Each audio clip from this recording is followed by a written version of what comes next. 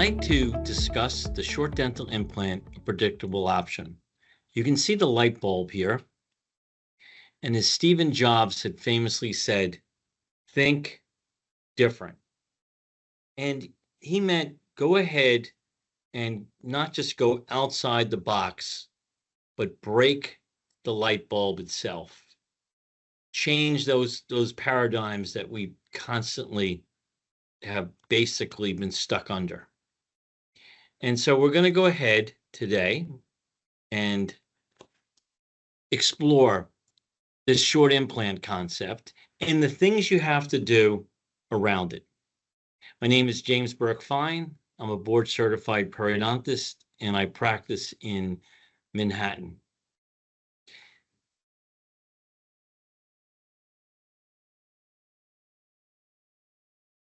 So this is a changing paradigm in implant dentistry, and I think Craig Mish eloquently put it in 2021.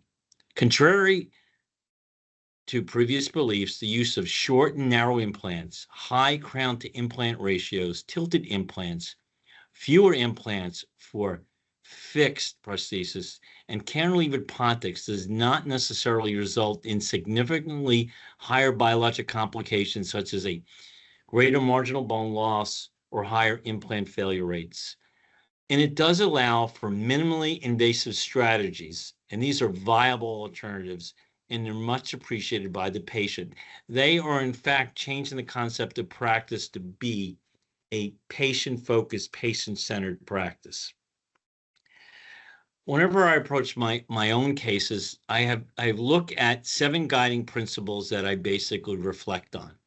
And to me, these are keys to developing treatment plans, sequencing, and execution for my cases and my patients. First, I want to retain as many natural teeth as possible for as long as possible. Natural teeth, when properly treated, can last a significant period of time, even those teeth that you would believe are severely compromised. So thereby to try and avoid all-on-X's. I try and avoid immediate load except as a single unit maxillary anterior implant case. I will retain roots if I need to retain bone and soft tissue in the particular areas, and I have no problem mixing and matching implants and teeth together. I think there's a lot of mythology here that teeth and implants can't be combined, splintered together, and so on. But the literature's been misinterpreted over time. Temporization is extremely important. You have to build it into a treatment plan. You need to know how you're actually going to temporize the case. And the priority has to be fixed as opposed to removable temporary if possible. If you're going to do any form of ridge augmentation, bone grafting, even minimally invasive surgery, the temp should minimize tissue trauma and loading of the immediately placed implants into bone. You also want to use a temp to develop proper occlusion with your temporary, especially in deep bite cases, class 3 cases, highly resorbed cases, and get your occlusal table proper, your incisal guidance all set up, and you do this in the temporary. And also you want to create a cleansable design that will be incorporated into the final prosthesis. Many labs give you areas that you can never get in to clean the platform or the abutment. You want your implant placed into native bone. Thereby, if you have to, use multi-unit abutments and angled abutments. You want to place the implant subcrestal in your maxillary anterior, especially if the direction of the bone angles from buccal to palatal. Thereby, you want native bone. Thereby, you want to avoid hard tissue grafting. You want to use thereby short implants, narrow implants, as Mish was talking about. Now, of course, you're going to graft if necessary to accommodate these short and narrow implants, but it's still going to become an approach of minimally invasive surgical procedures. Treatment plan with the patient's systemic factors in mind. I think so many times we basically forget this. We look at a minor part of the patient's systemic health, such as are they uncontrolled diabetics? However, medications for depression will affect bone metabolism. Other medications are affecting bone metabolism, but we haven't actually brought that forward in thinking with our oral implant cases. And the age of the patient is a factor. Okay, the biologic age, that patient's healing capacity, how do they heal well from other general surgeries and so on. And also the control of oral inflammation, both during the initial healing of each phase of treatment and the long term during the maintenance phases. We all know that patients who are hyperinflammatory, who have had advanced periodontal breakdown, who have lost teeth at an early age, in their late 30s, early 40s, these people are hyperinflammatory. Controlling that oral inflammation case, even when they had natural teeth, was extremely difficult, let alone when we move into the implant area. I think one of the marvelous advances, and I talked about Stephen Jobs with the concept of think different as the guiding principle and mission for his company, is that now with the use of personal computers, one of that he had sort of pioneered there, is to have the ability to plan your case, plan your surgery, and visualize the outcome or limitations on the computer and not in the patient's mouth. Even if you decide not to do it guided, the fact that taking a 3D imaging, and even for a single tooth, mapping it out with your computer software, and just visualizing then what the outcome could be, what size implant, where it's going to sit in that patient, especially in the native bone, I think goes a long way for us getting a better outcome in treating our patients. Verify your work before you insert it. I see too many times we leave it up to the lab. So one, make sure that the implants are integrated. You can test it with an Osseodensification test and other ways. Make sure your frameworks on the larger case fit.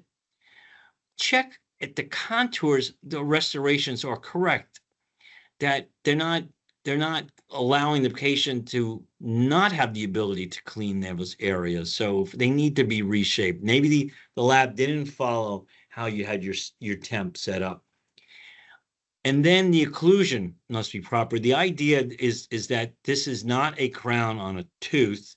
You don't need these deep areas between cusp on the buccal and the lingual buccal and palatal, much more flat occlusion, and it doesn't have to have a wide occlusal table. These are things that I think the lab sort of forgets, especially a lab that's not used to actually working on implant dentistry. So thereby, unless you know your lab really, really well, don't rely on the lab. So what things we have to do to actually bring in the use of short implants or short and narrow implants, and the whole concept of minimally invasive implant therapy. So I've made certain changes to the way I approach the case in order to be patient-centered and to have this to be a predictable way for my patients to have restorations done in their mouth using dental implants. So planning the case at the start, once again, to avoid invasive treatment. Have that as your guiding principle. Thereby, I have switched to utilizing bone cements instead of traditional graft materials at the time of extraction. So I'm always thinking of a ridge preservation and socket preservation. 2, guided surgery to perform even vertical sinus elevations in a minimal way by actually working through guides that are produced in 3D printing. Placing bone cement even into the sinuses instead of particulate graft material. Using a short implant to keep the lift minimally invasive, or to not have to do ridge splitting or really complicated horizontal ridge augmentations also. And so thereby you can also use a small flap or a flapless approach to implant placement. We have a fractured maxillary first molar. The molar is extracted by sectioning the 3 roots. Everyone talks about atraumatic surgery. To the body, any extraction of a tooth, regardless of how it's done, okay, is going to result in the same amount of inflammatory response inside that socket. The body's only is going to recognize it as a wound once the tooth is pulled out. This acute inflammation is necessary for the actual healing of the socket regardless. So when you talk about atraumatic extraction, what it means is don't break off the buccal plate. Have an ability to have all 4 walls there, to have that whole area contained, and to allow that bone healing to be optimal. Placement of bone cement, which is a combination of calcium sulfate, 2/3, usually mixed with resorbable hydroxyapatite. That'll turn over at a slower rate. But the advantage here is that it's leading to give you 100% vital bone. And we'll discuss this further as we go through this talk. If you place any other graft material into a extraction socket, you actually delay healing. With a bone cement, you allow that socket to have turned over where at about 12 weeks, you now have 100% of the patient's own bone, all vital bone, still calcifying and ramping itself up. But at that time, you have a socket that's ready to place implant into bone that's native bone.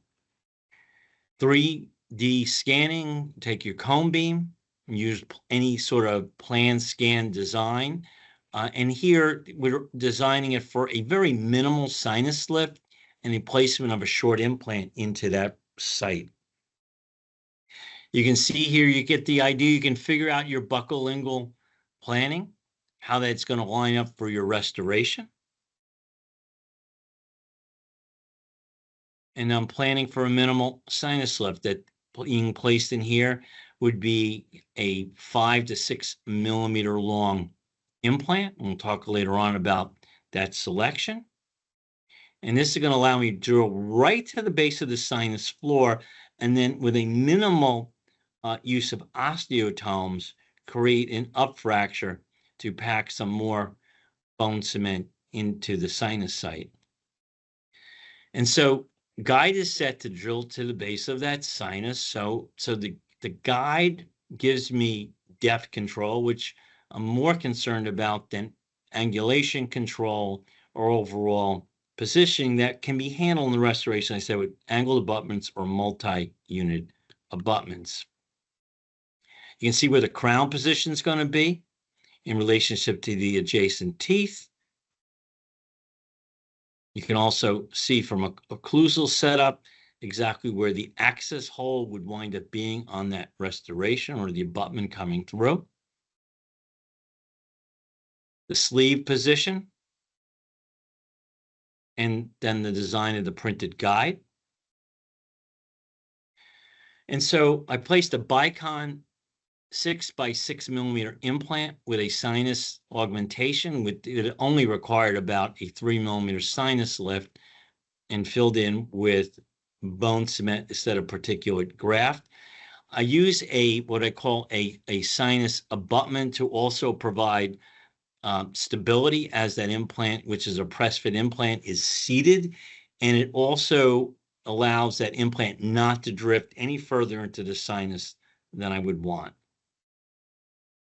And here at 6 months healing, you can see the new sinus floor having developed and the stability of that implant. So now we're ready to go to restoration. Now, this is a 2-year follow-up after it's been in function.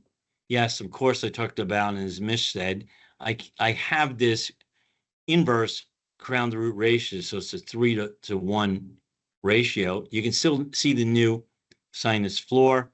So this was minimally invasive, working through the osteotomy site without, in many cases, this would have been done as a lateral window to place a long 12, 13 millimeter implant in there. But you can take an entirely different approach. You can think different. One of my colleagues that I work with all the time on many things, Xuan Yao, and I wrote a paper a couple of years ago looking at a clinical paradigm and pertinent literature review for placing short implants. An implant classification, just for clarity, is diameter-wise, extra narrow is anything less than 3 millimeters. Narrow or your 3 millimeter to 3.7 up to 3.75 millimeters. Then standard 3.75 to less than 5. 5 and beyond are considered wide implants. You know, Brannemark came up with the 3.75 millimeter implant as a standard implant, external hex. He got that right. That is a workhorse size implant.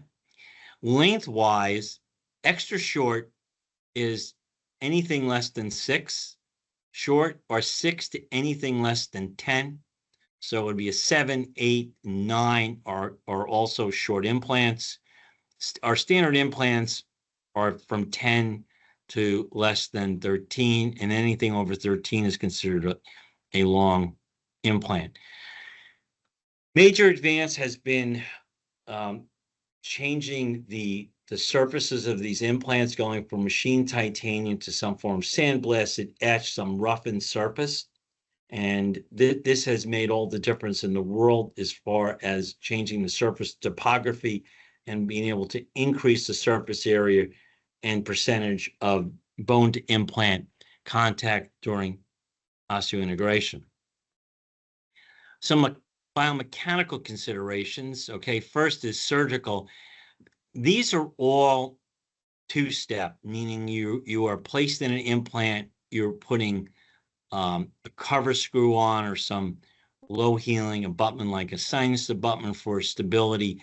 But these implants, basically, you're not applying a restoration, a temporary restoration to them, whatever. So you want that implant underneath the tissue. Thereby, you also going to change and make some adaptation on your drilling protocol, a more physiologic surgical drilling protocol, which we'll get into a little later on. And prosthetically, you know that the implant abutment connection, you want to keep your biologic width above the platform, so you have much less marginal bone loss. So Morris taper, some internal hex abutment connection that has a built-in platform switch, or even an external hex use even on 4, 5, and 6 millimeter implants to, once again, to allow the biologic width to form above the threads and above what would be eventually the healing abutment. Occlusal table, you want a small occlusal table to reduce the loads on the implant on this. You want the patient, if possibly, built into incisal guidance, especially around natural teeth. Splinting does help increase the functional surface forces. However, it's not totally necessary if you get the contacts right and the occlusion properly done. And once again, the occlusion is dynamic, thereby that occlusion needs to be periodically checked and adjusted. Many colleagues say, oh, don't worry, I put it into light occlusion. The thing is, it's in light occlusion the day it goes in, but over time, natural teeth do shift, do wear, and do actually change its position. Thereby, what you thought were no non-functional contacts and so on your implant, that may not be the case months or years later on. So we're going to look at a clinical paradigm for placement of short implants in sites augmented with bone cement. And these are prime factors for success. So it's ridge preservation, socket preservation post-extraction. It's implant stability at the time of placement of the short implant, following a minimally invasive surgical approach. So we're going to meld these concepts together. We're going to change the way you drill and prepare the site. We're going to change the way you do ridge and socket preservation as we go along. So let's just start off. What is bone cement? Okay, it's a composite of hydroxyapatite and calcium sulfate, and it's resorbable hydroxyapatite. So calcium sulfate has been around and tested for decades. It's fast resorbing. It's highly osteoconductive, and it stimulates the bone osteoblast in the site. Also, you have a slow resorbing material in the form of HA, hydroxyapatite, so that this gives you more strength and a stronger lattice in a particular area. So this composite meets the requirements of providing an environment for appropriate soft and hard tissue wound healing. If you use bone cements, you're not using a barrier, you're not using a membrane, you don't need primary closure, and it sets to a hard material in seconds. So this whole thing is designed for minimally invasive surgical approach and to give you 100% native bone in the site. So follow the short implant bone cement placement protocols. One, as I talked about, proper atraumatic extraction, which once again means don't break off the buccal plate, the lingual plate, the palatal plate, and so on. Placement of bone cement at the time after the extraction. You protect the site in the bone cement with a collagen matrix or a polymer wound healing, okay, that's sutured over the top of the bone cement. Once again, this is short acting, so it's not gel foam, which is just there for a couple hours. It's something that's there for 5 or 6 or 7 days to keep food and other things get lodged in and keep the blood clot, but it's not serving as a membrane to exclude anything. So the short implant bone cement protocol advantage is that can be carried over to implant placement. Minimally invasive surgical procedures. You are going to reduce your materials and steps. You can reduce trauma. You're going to reduce the inflammatory response because bone cement is bacterial static. And we're going to use a drilling protocol that's physiologic. So when planning extraction, always be thinking about site development. You want an outcome of having all vital bone in the site. So if you place a xenograft, you'll never get 100% vital bone in that extraction site. All that xenograft will not be resorbed or turned over or replaced. The body has no way with osteoclast activity to break down that xenograft in many situations. And thereby what happens is it becomes encapsulated in the particular site. Also, it delays that overall wound healing of that extraction site. And you can go through all the literature, but everything out there will tell you that you move what you think was 12 weeks, you move much further out on the spectrum to have that site actually heal. Monitoring or maintaining or compensating for dimensional changes during wound healing post-extraction. So once again, it's not going to stop the buccal from actually changing position coming in, but you're there to compensate to minimize that buccal turnover or resorption. And you're always going to have that because, as I said, even if you think it's atraumatic, but the amount of acute inflammation remains the same. So the periosteum on that buccal wall is inflamed, and the internal site of the extraction site has all inflammatory products. I think there's a misconception. Many individuals think, well, the buccal plate resorbs because of the lack of blood supply. You took away the PDL. Maybe you elevated a flap. The reality is that buccal plate undergoes resorption because of acute inflammatory response. So no matter what you put in there or kept there, you're not shutting down that inflammatory response. And where a lot of our complications come down, when that acute inflammatory response doesn't shut off and it becomes a chronic inflammatory response or even response as a foreign body response to either the graft material or the implant itself, then that resorption continues, and it becomes much more exaggerated and aggressive. But it's all about acute inflammation. So even when we talk about drilling later on, the act of drilling inflames the outer cortical plates. Also, regardless, although you're drilling millimeters away, the body's response is further out. And once again, allowing for implant placement within 12 weeks of the extraction. Repair of damage to bone and soft tissue from infection, and inflammatory response from the extractions, inflammatory response. So bone cement provides for all vital bone in the site. It provides optimal heart and soft tissue repair.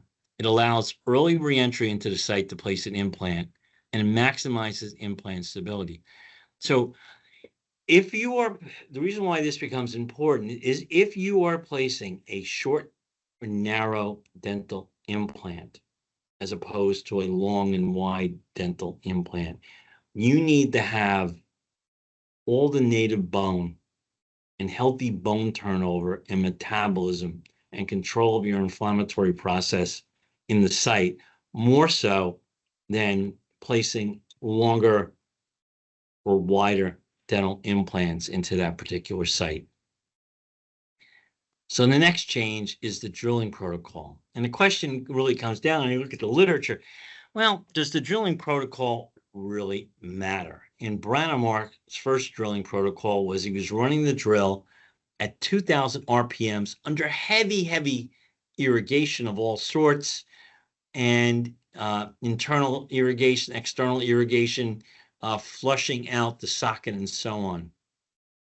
But you need to refocus, and you want to have a biologic drilling, not a mechanical drilling. And it should be physiologically compatible techniques. Yes, all the drilling, it can be done by piezo, it can be done by laser and so on. These are actually more destructive. But for the most of us, we are using a dental implant handpiece, and it's handpiece driven. And you can see the irrigant coming on to the drills, and we're doing all sorts of pumping motion up and down, all with the idea that we are doing the following things. We are bringing the coolant further down into the area, so not to overheat it, and that we are bringing out the debris with it and then cleaning all this out. And this is probably the wrong approach to actually take. At the end of the day, it's a round hole, maybe tapered slightly, but it's a round hole surrounded by bone marrow and blood. And that's what we want, basically, is bone marrow and blood. You want native bone. Type 1 bone, the problem with that is that there's no bone marrow and there's no blood. Bone marrow and blood have the ability to help you clean out that wound, bring in the healing products, bring in your proteins, start the osseointegration, and then eventually ramp down the inflammation. And type 4 bone, once again, has large empty spaces, has no bleeding also in that site, and very little marrow. Once again, the ability to provide the products that we need for osseointegration. So is it the drilling of the hull or the hull? Do you want a clean hull, clean site, nothing in it? Do you want no heat generated? Do you want a tapered hull? Do you want to slowly wind your hull? And that's another mythology, that the hull has to go incrementally wider by 1/4 of a millimeter out till you get to the final width to go ahead and place the implant. Does it need to be tapered? Do you actually need a tapered hull to place a tapered implant? Do you need to irrigate out the site? Can you truly, or do you need to alter the bone quality in the site? Should you under-prepare the site, over-prepare the site? Do you make the hole deeper than the implant you're placing it? Do you make the hole a little shallower than the implant you're placing? Let the implant then drive itself through the final millimeter or two? These are a lot of questions we have, but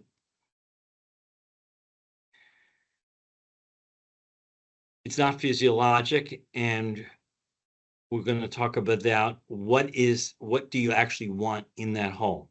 So, as I said before earlier on, one of the values to doing guided surgery and using a guide, even when you're about to do a sinus lift, whatever, is depth control.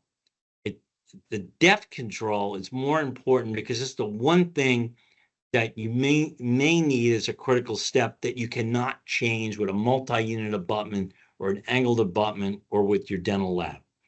So you need, if you're going to drill freehand, you should have drill stops. And there's many different types of drill stop kits out there. There's disposable kits and so on. So guided planning, as I said, is still going to play a role as you're figuring out how you're moving forward. And once again, you can either control your depth of drilling and how you drill by either freehand or using a printed guide. And this is a printed guide for the Bicon, of which it's a keyless approach, and you're basically not incrementally widening your hole, but you're coring out, going to your final width. All right. So if you wanted to evaluate implant stability, a study looked at it using different drilling sequences, just to show you this has been thought out. You can, on the top schematic, you can go 1, 2, 3, 4, 5, 6, 7 cuts pretty much before you go ahead and place your implant. Or you can just, at the bottom line, you can use your initial burr just to find your location, and then immediately just go to your final burr width, and then place the implant and actually get the same outcome. Now, one of the things that Osseodensification has actually done as a novel approach versus what it may, depending on how you read the literature, look to do, such as change bone quality.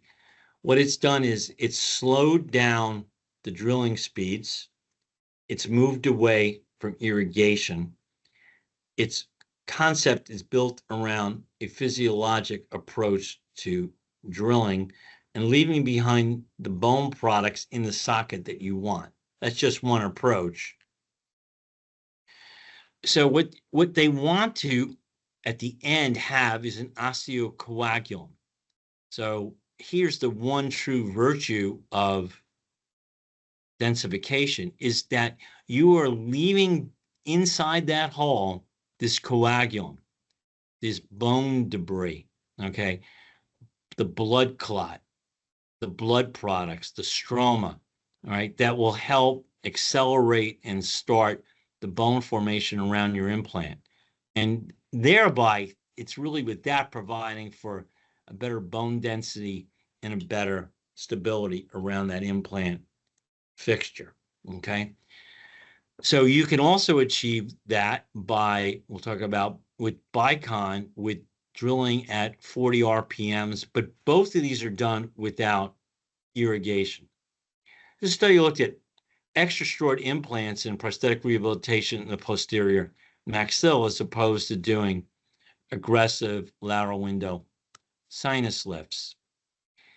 And at the conclusion, the current findings suggest that bone level implants 4 to 6 millimeter in length may be in value of rehabilitating the posterior maxilla when restored with porcelain-fused metal crowns. These implants seem to provide similar outcomes to those obtained with longer implants during the first year after loading. Of course, large-scale studies with longer follow-up periods are warranted to better evaluate the survival and success of these very short implants in atrophic jaws. But the study's basically showing that you can do aggressive bone grafting, you can try and place longer implants into these augmented sites, but the outcome is the same, placing a 4, 5, 6 millimeter implant into the patient's native bone. when that bone has been properly prepared under physiologic drilling. So how can you have this actually happen? It's the 5-thread guideline. And this here's a new guideline for predicting the stability for dental implants in this study by Stanley. And it's a fairly recent study on this. And what the 5-thread rule says is that engaging a minimum of 5 implant cylinder threads in native bone provides you adequate primary stability, because approximately 93% of the load is distributed over the first 5 threads. So therefore, if you select a 10 millimeter long implant with 1 millimeter thread pitch, which is how the implant should be designed, the best way to look at your implants, if they have 1 millimeter thread pitches, the implant would have 10 threads from top to bottom. But the 5 threads in the bone, the first 5 millimeters in that native undisturbed bone, is where 93% of the occlusal load goes. So you really don't need the other 5 millimeters of that implant. It's not providing you that much more. So what's the effect then of surgical instrumentation variables on the osseointegration of narrow and short implants? And this group looked at that, and they looked at it in 2020. So once again, this is a fairly recent study focused on use of narrow implants and short wide implants. And it was demonstrated that both for high drilling speeds with external irrigation versus lower ones below 500 RPM speeds with no irrigation, okay, you've avoided excessive heat generation both ways. And furthermore, it confirmed that low drilling speed without irrigation, okay, is not going to lead to overheating during drilling. So if you're drilling at 400 RPMs or 200 or 100 or under 100, you do not need to irrigate during drilling, nor do you have to flush out the socket.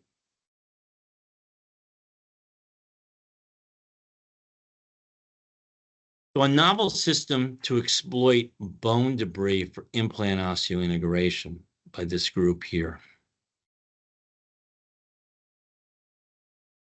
Bone chips versus bone debris, okay? So the term osseous coagulant was originally used to describe autogenous material that was generated during the cutting or scraping of bone, and it was widely agreed to contribute to bone regeneration because it contained what is now referred to osteoprogenitor cells. Now, as in the use of a high-speed rotary instruments for drilling the osteotomy site became commonplace, so you started irrigating everything, and flushing out the hole because you feared that you were overheating it. It took away all the bone chips and all the bone debris, all right? So that you lost this material that you wanted. So people were saying, oh, it's surgical debris. It's bone chips on my drill and trephine. Let's scrape it off and remove it and clean out the hole before you place the implant. That's the wrong concept, okay? You want to leave those materials in there. So you want to optimize this bone material to help you with your osseo integration. So here are the results of this study. Conventional handling methods does not prioritize the viability of autogenous bone chips. Compared to chips produced by bone scrapers, chips produced by your drills under slow speed give you something that's osteogenic. And so the materials produced by osseous reshaping, so it didn't matter what you basically wanted, however drill you wanted to use, what you're doing is you're running it at low speeds, under 500 RPMs, with no irrigation, and you're not flushing out the hole, and you're letting blood and what you would calling debris to remain in that site. So factors align then with drilling. Well, If you have a soft tissue height of 2 millimeters or greater at the site, this helps limit bone loss from the drilling in biologic with formation. You don't always have it. So thereby, for shorter implants, you should attempt to place them at least a 0.5 millimeter, regardless of where you are below the bone crest. You can actually drill at 40 RPM drilling speed for site preparation, because remember, you are going to use literally, you can use your 2 millimeter or 1.5 millimeter initial burr to find your site. You're only drilling to 6 millimeter in depth, 6.5, if you're placing a 4, 5, or 6 millimeter implant. But you can go to the final drill, running it at 40 RPMs, no irrigation. So it's not going to take you that long to drill that short a distance. And once again, I said you're gonna know that distance because you've done one of two things. You're either working through a surgical guide that's giving you depth control, or you're working with drill stuffs that's also giving you depth control. And you're more focused on that depth control and keeping that osseous coagulum in there than necessarily getting worried about angulation and position. The implant you're going to select should have 1 thread per millimeter of implant length desired. You need 5 millimeters of implant or 5 threads engaged in native bone for stability. Can you reduce your drilling steps? Well, stainless steel drills can be used up to 100 times without thermal damage. There's no advantage to slightly widening the size of that osteotomy until the final size is obtained. So just go right to it. So you can proceed directly to the final drill after using a 2 millimeter twist. And this decreases actually trauma and drilling time and error, believe it or not. So let's put all these principles together of predictable short implant therapy, patient-centered approach, minimally invasive procedure, using bone cements, short drilling, not irrigating out your sites. Would you do a short implant or a lateral sinus lift here in this second molar region? Access is going to be difficult. You're pinned in. The patient didn't want to have the third molar taken out. Difficult to be able to get in the lateral window. So to be patient-friendly, patient-centered, and predictable, short implant approach. Here, once again, using guided planning, a 5 by 5 millimeter bicon with the sinus abutment. So we did a vertical sinus lift of only several millimeters after using our guide to bring us right up to the floor, an upfraction floor with the final osteotome for that width, and then placing the bone cement. Here, 2 5 by 5 bicons, one with the vertical sinus lift of, once again, of about 3 millimeters. Once again, using the sinus abutment to create stability, and the other 5 millimeter placed right up to the basic sinus floor. And then here's the restorations. They're not splinted. They're restored at single units. Yes, they have 3-to-1 crown to implant ratios. They do have narrow occlusal tables, flat occlusal tables on that, and you built in incisal guidance, and you make sure that the occlusion is periodically checked, but you don't need to splint these together. A 5 by 5 bicon implant.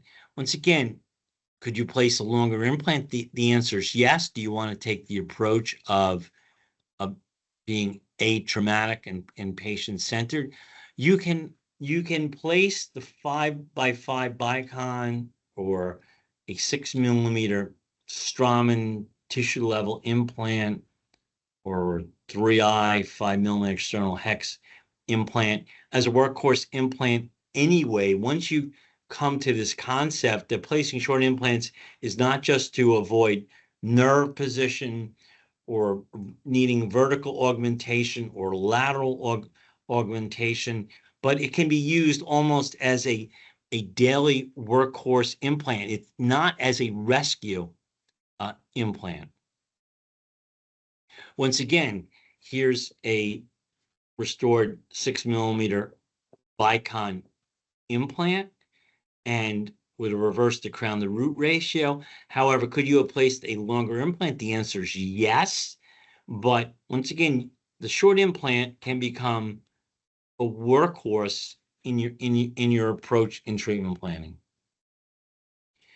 Many of you would have removed the canine on this adult who hadn't undergone orthodontic therapy, grafted the site with membranes, tacks, maybe block graft, depending.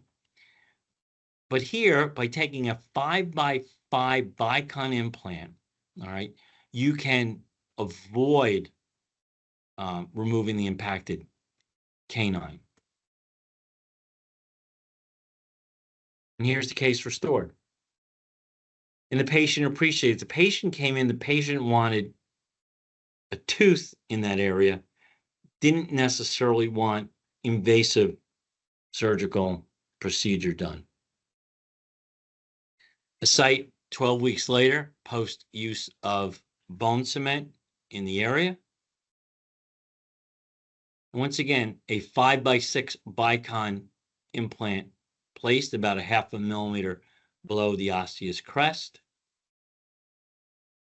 Here, a hopeless mandibular molar, the molar section extracted, bone cement's placed, and then 12 weeks later, you can come back, you can place an 8mm